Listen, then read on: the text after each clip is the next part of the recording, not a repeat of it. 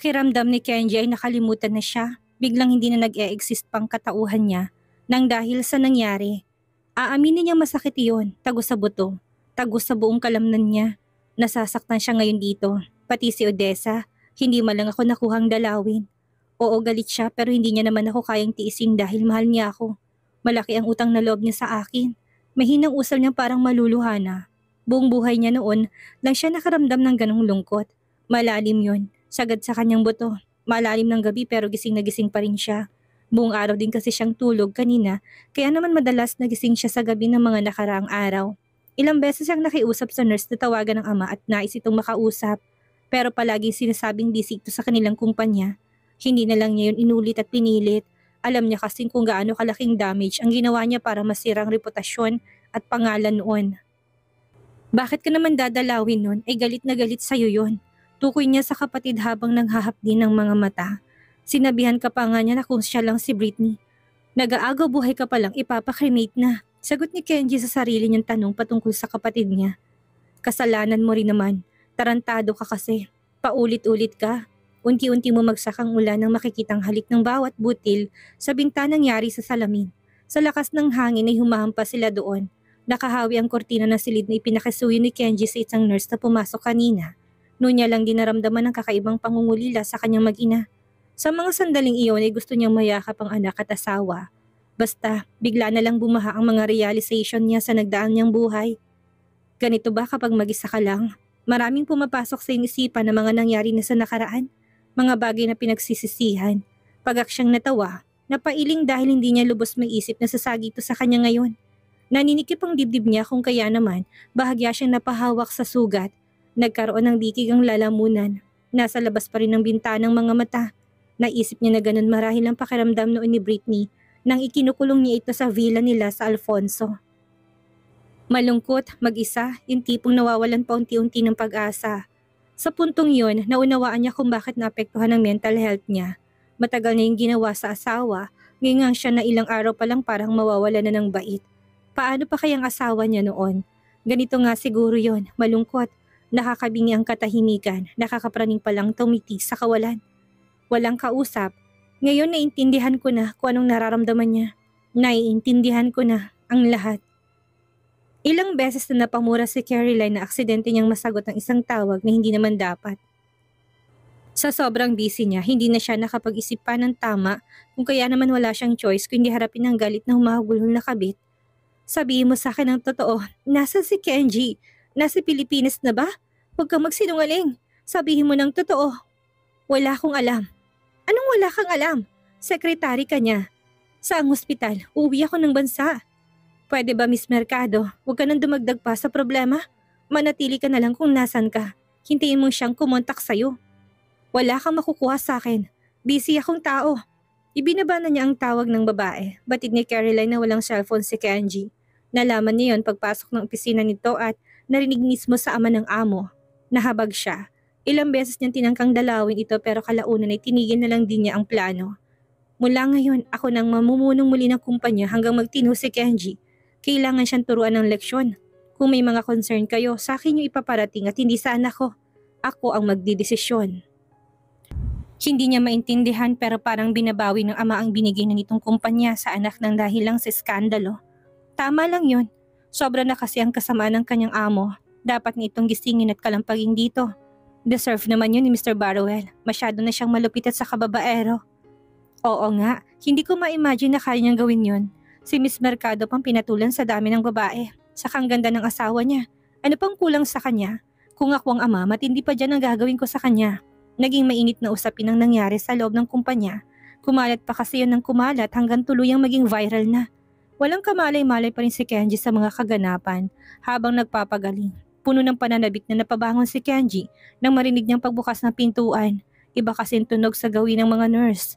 Napakurap siya nang makita doon si Monica, nakasombrero at naka-face mask. Napuno pa ng pagtatakang mukha ni Kenji kung bakit nakapasok na gayong bantay sarado siya ng mga bodyguard ayon sa mga nurse. Anong ginagawa mo dito? Hindi siyang inaasahang bisita ni Kenji pero hindi niya maitagong masaya siya na sa wakas ay may dumalaw na sa kanya. May nag-aalala pa rin pala sa kalagayan niya. Bakit ka nandito? Sa halip na tumugon ay patakbo si Monica lumapit sa kanya. Walang pakundangan yumakap habang malakas na doong umiiyak. Ilang beses nitong itinulak palayo dahil nasasagi na nitong sugat niya sa dibdib. Narito ka lang pala. Alam mo ba kung ilang araw ko inisa-isang mga hospital sa bansa para lang mahanap ka? Ginawa ko yun. Ginawa ko lang para matagpuan ka. Hindi makasagot si Kenji ng bahagyang nantig ang damdamin kung sino pang hindi niya inaasahang tao na pupuntay siyang naroon. Hindi sa nagdadamdam siya dahil deserve naman niyang pagbayaran ng lahat. Pero ang makita dito si Monica, parang malaking bahagi sa pagkatao niya ang nagulo. Idagdag pa na meron ding sakit ito. Okay na, tama nang iyak. Naririndi na ako sa boses mo. Isa pa, pinapalala mong sugat ko. Sagutin mong tanong ko, bakit ka narito? Bakit ka umalis ng France? Alam mo namang nagre-recover ka pa. Gusto mo na bang mamatay? Sana hindi ka nalang nagpa-opera kung yan naman palang gusto mo, hindi ba? Panay ang iyak na kinuwento niya kay Kenji ang ginawa ni Althea. Inaasahan na ng lalaking mangyayari yon pero hindi ganun kabilis. May pusong kapatid niya. Malambot ang damdamin. Mabilis maawa kaya bakit ganun na lang ang galit nito taksyon ngayon. Sana man lang ay hinintay niya nitong lumabas o kung hindi naman ay saglit na kinausap para alam niya. Respeto na lang sana sa kanya na minsang tinulungan din niya na nagkaroon ng problema. Sinisanti niyang lahat ng maid.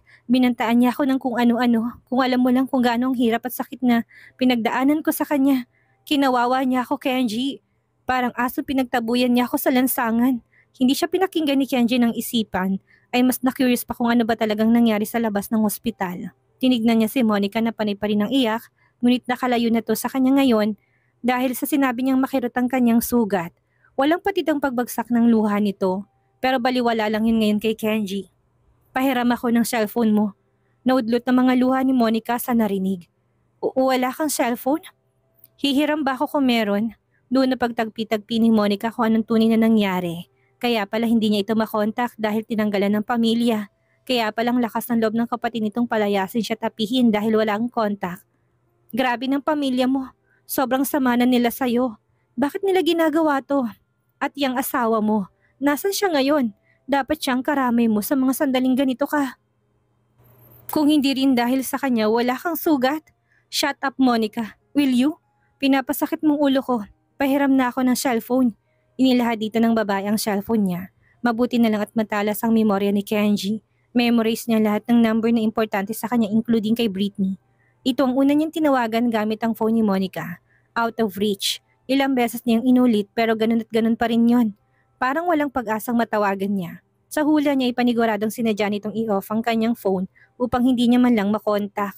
O kung hindi naman ay alam nitong mga nangyayari sa kanya ito rin ang isa sa mga may pakana upang ganunin siya ng pamilya. Malamang kung ano-ano nang sinumbong nito para tuluyang magalit ang kanyang pamilya sa kanya. Shit! Sunod niyang tinawagan si Caroline. Ring lang yun ng ring. Ayaw sagutin. Ang sunod niyang tinawagan na yung ina. Pagkatapos ay ang ama. Tinawagan niya rin ang bayaw na si Renz pero kagaya ng mga nauna, out of reach. Parang walang sino man ang gustong kumausap sa kanya at mangmusta man lang. Hindi na niya tinangkapang kontakin ng kapatid dahil paniguradong wala siyang maasahan dito. Ito ngang pasimuno sa friends. Magtatalo lang sila ng kapatid na baka kung saan pa sila dali ng dahil sa galit. Humigpit ang hawak ni Kenji sa phone.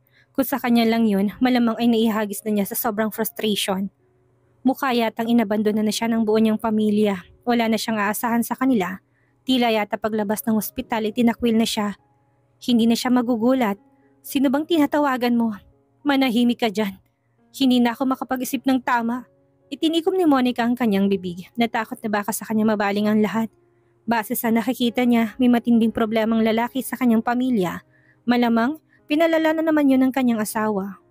May pera ka ba dyan? Napaawang ang bibig ni Monica. Tila nabibingi yata siya nang itanong yun ni Kenji. Si Kenji na ni minsan hindi nawala ng pera.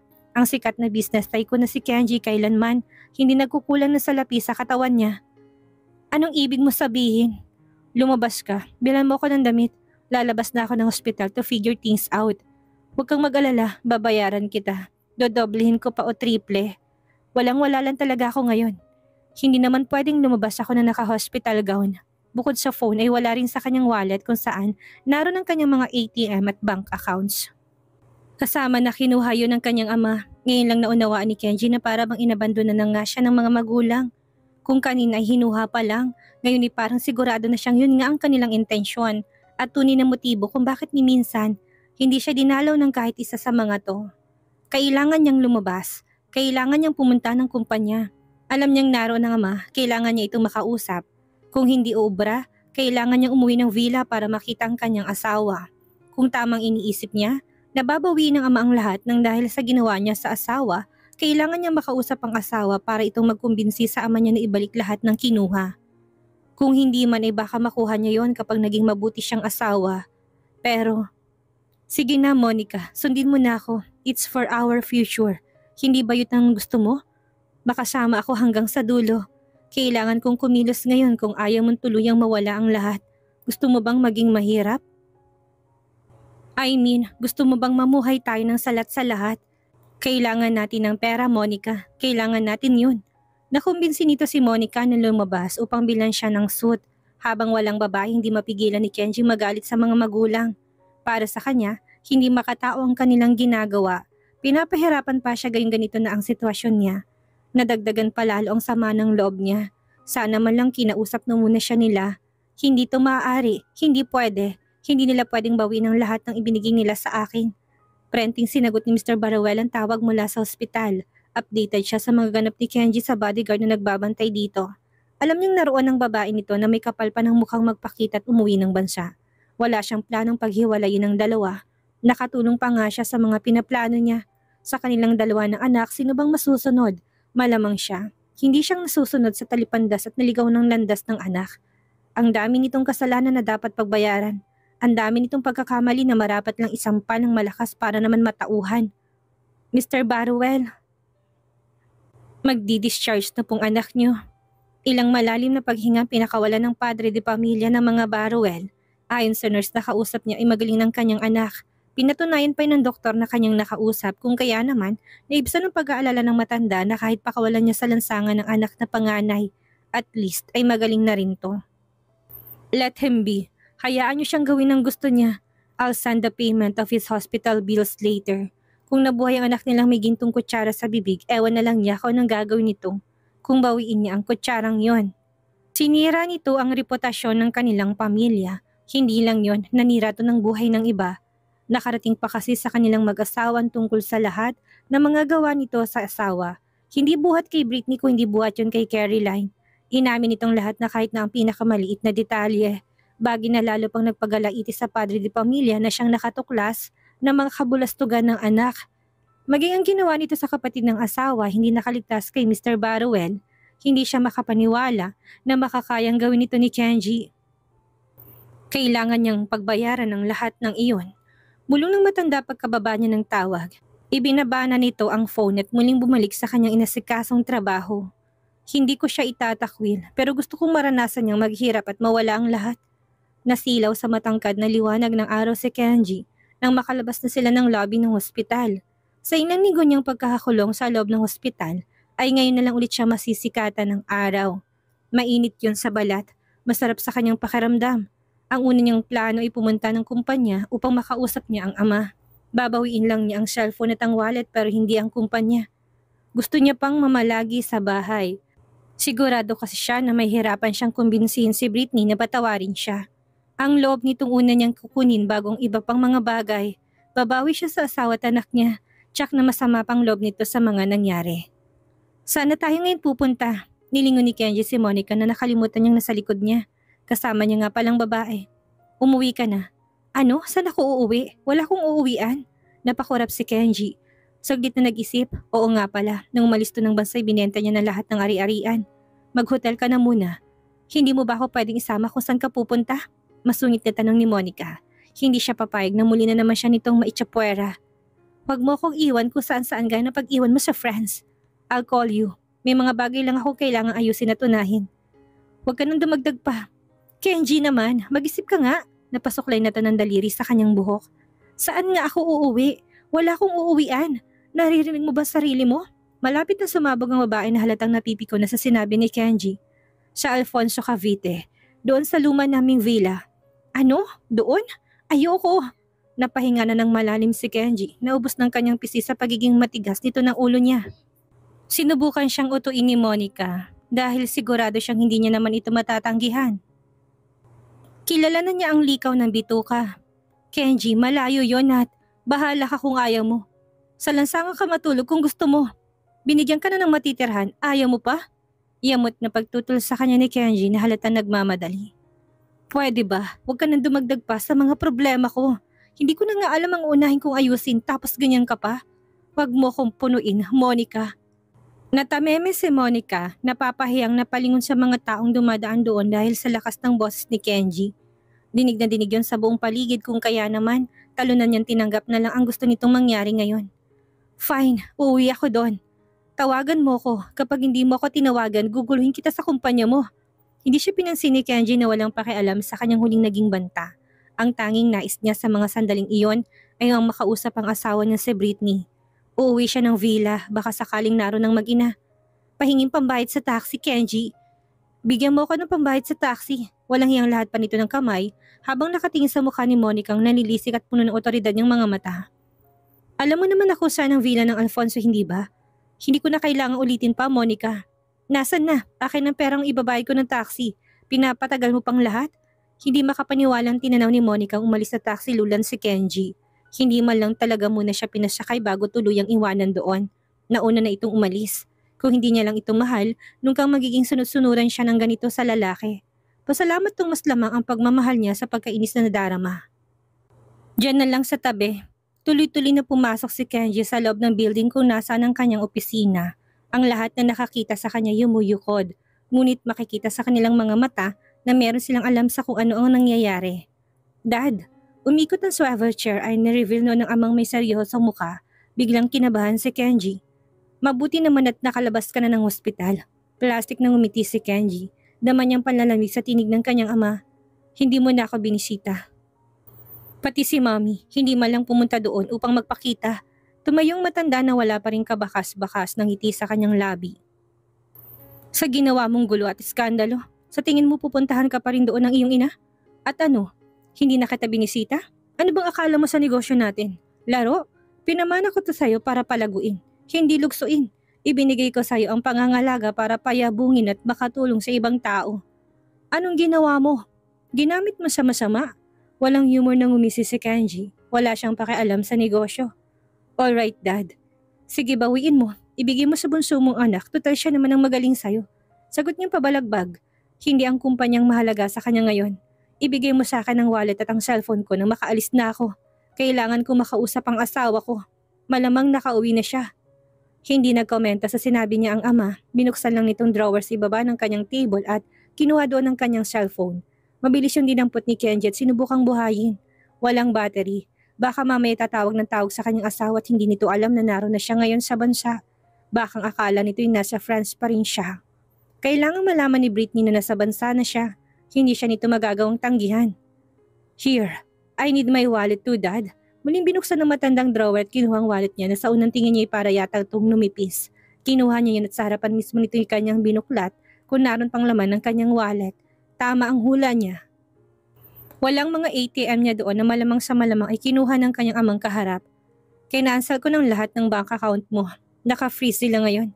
Kung gusto mo yung makuha at maibalik sa dati, patunayan mo yung sarili na karapat-dapat ka pang maging isang baruel. Humugot ng isang ATM bank ang kanyang ama. Inumang ito ng matanda sa harapan niya. Naburo na doon ang mga mata ni Kenji. Hindi siya tanga at alam niyang ibig sabihin nito.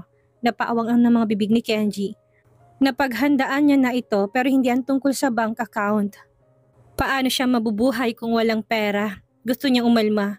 Gusto niyang makipagtalo at ilaban ang karapatan niya, ngunit ayaw niyang ubusin ang kanyang lakas para lang gawin ang bagay na yon. Tsak niyang hindi siya mananalo. I'm not a kid anymore, Dad. Maintindihan ko pa kung yung kumpanya lang. Right, you are not a kid anymore. Kaya bakit mo nagawa ang bagay na yun, Kenji? Matanda ka na, may anak ka na. Paano mo mapapatakbo ng maayos ang company kung ganyan ka? Sinira mo nga eh. Gusto mo pang luksuin? Napabuga na siya ng hangin. Pahablot na kinuha niyang ATM sa kamay ng ama at pamarat siya na umalis doon. Pinanood lang siya ng kanyang amang umalis. Ayaw niya sanang gawin niyan sa kanya ngunit kailangan itong matuto. You must know your limitations, Kenji. Paglabas ng building ay pumara siya ng taxi. Pati ang susi ng kanyang sasakyan hindi niya mahagilap kung nasaan. Punong-puno ang kanyang isipan ng mga sandaling iyon. Kailangan niyang makauwi. Gusto niya umuwi na muna. Napatakbo si Kenji pagkababa ng taxi sa tapat ng kanilang villa nang makitang ilang movers truck sa harapan. Hindi niya kilalang mga taong naroon. Sa pagkakaintindi niya ay palipat ang mga to sa kanyang villa. Excuse me, sino kayo? Nagkatinginan ng mag-asawa habang nakakunot ang mga tao. Bagong owner ng villa. Ano? Kailan pa nabentang villa na to nang hindi ko alam? Ako ang owner nito. Natawang mag-asawa sa kanya. Kinuha ang mga papel sa loob ng bag ng babae at ipinakita yun sa kanya. Halos panghinaan siya ng katawan nang makita niyang pirma doon ng kanyang asawa. Bigla niyang naalalang kapatid. Huwag nito sabihin na binenta na naman yun ni Odessa, kagaya ng ginawa nito sa villa niya sa ibang bansa. Uubusin ba nitong lahat ang asset niya? Paano ang villa niya sa Alfonso? Huwag niyang pati yun ay dinamay din ni Odessa dito. Please excuse us, marami pa kaming pipapasok na magagamit sa loob ng villa. Napatras na si Kenji, hindi na alam ang gagawin, mababaliw na siya. Nasaan ang kanyang mag-ina? Wala pang battery ang cellphone niya. Anong gagawin niya? Lahat ba ng mga naisip niya ay nangyari? Paano kung lumayas na ng tuluyan si Britney at nilayo nitong kanyang anak? Saan siya magsisimulang hanapin? Wala sa sariling napaupo na si Kenji. Litong-lito, hindi na alam kung saan siya unang tutungo. Maya-maya bigla siyang tumayo. Kailangan niyang makausap ang kapatid. Malamang naroon ang kanyang asawa. Malamang tinutulungan nila ito magtago na. Odessa, tuloy-tuloy na pumasok si Kenji sa bakuran ng villa kung saan nakatira ang mga salmeda. Nagtakbuhan ng triplets palabas nang marinig ang pamilyar na boses ng kanilang Uncle Kenji. Ngunit hindi niya pinansin ang mga batang sumalubong. Dire-diretso siyang pumasok kung nasaan naabutan niya si Althea umiinom ng tsaa sa living room. Kadarating lang ito galing France. Lingid sa kaalaman ni Kenji ang kanyang ina ang nagbenta ng ibang properties niya at nilagay nilang funds noon sa bank account ng kanyang asawa. Walang kamalay-malay si Althea sa mga to. Bakit? Mabuti naman at mukhang magaling na ang sugat mo pagkaraan ng ilang linggo. Sinanyasan ni Althea ang mga yaya ng kanyang mga anak na kunin ng mga to at yayain sa kanilang playroom. Hindi nila pwedeng marinig ang pagalboroto ng kapatid na sa ilat siya ng muka. Alam niyang hindi malabong hula niya. Sino nagbenta ng villa ko? Dapat lang naman na ibenta yun ng mapakinabangan man lang. Putol ni Althea sa kapatid. Kung iniiyak nito yung villa niya sa Querida, I see. Nagsumbong na pala sa yung Querida mo wala naman palang binatbat sa akin. Hindi yun ang tinutukoy ko. Yung villa naming mag-asawa dito. Yung tirahan namin. Halos mapatid ng ugat niya sa leeg at noo. Alanganin siyang tinignan ni Althea. Hindi na masundan ko anong sinasabi ng kapatid niya. Yung villa niyo dito? Huwag kang magmaang-maangan. Ikaw lang naman ang makaka-brainwash sa asawa ko. Ibenta yon. Nasaan siya? Ilabas mong asawa ko. Huwag mo kong tablahin, Odessa. Hindi ako nakikipagbiruan sa'yo. Sumeryoso ng mukha ni Althea na umahon na sa kanyang kinauupuan. Kalmado pa rin itong humalukip-kip doon. Sa tingin mo ba nakikipagbiruan din ako sa'yo? Kadarating ko lang ng bansa. Malay ko sa villa mo. Malay ko rin sa asawa mo. Sa tingin mo makikialam ako? Bakit hindi sila mommy at daddy ang tanungin mo? Saka ano bang ginawa mo? Kung akong asawa mo, lalayasan din kita. Mali, hindi lang kita lalayasan. Lulumpuhin kita, Kenji. Dinig mo? Napatras na si Kenji na makita ang paninisik ng mga mata ng kapatid. Hindi niya na alam ang gagawin. Kung aawayin niya ito ngayon, baka sa susunod, hindi na rin niya ito makausap pa ng matino. Umuwi ka sa mansyon, silang tanungin mo doon. Pagod ako sa biyahe. Gumawa ka ng problema mo tapos ibabali mo sa ibang tao? Halughugin mo tong villa kung makikita mo asawa mo. Baka bintang ka naman sa akin. Nanghinang napaupo na sa sofa si Kenji. Ginulo na nito ang kanyang buhok. Nakakaramdam ng habag si Althea, ngunit nung kang sasabihin nito kung nasaan ang kanyang asawa, hindi niya ipapahamak ang hipag sa kapatid niya. Nakita mo na sitwasyon ko noon. Hindi ka natuto. Nag-asawa ka kaya dapat pinahalagahan mo. Kung tinrato mo siya ng tama, hindi siya magiging ganyan. Mahal mo pero sinasaktan mo? Hindi matatawag yun na pagmamahal. Ayoko lang nasumbatan ka pa. Ayusin mo na lang muna ang sarili mo, Kuya Kenji. Ano nang mangyayari kay Kenji ngayong inilisan na siya ng yaman ng kanyang ama? Malaman kaya niyang wala na si Brit at wala na siyang karapatan sa dating asawa? Yan ang ating aalamin sa susunod nating kabanata.